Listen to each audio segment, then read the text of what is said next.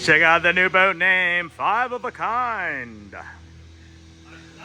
It's not Deuce's Wild, it's Joker's Wild.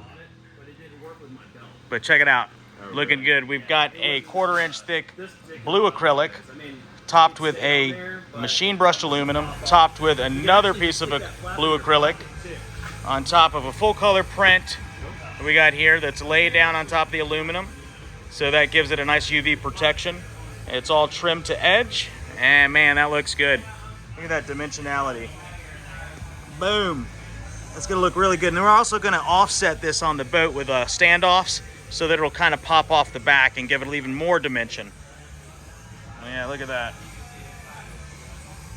That's how we roll, guys. If you want the best and the most unique custom designed and manufactured stuff, we got you covered. 5 of a Kind.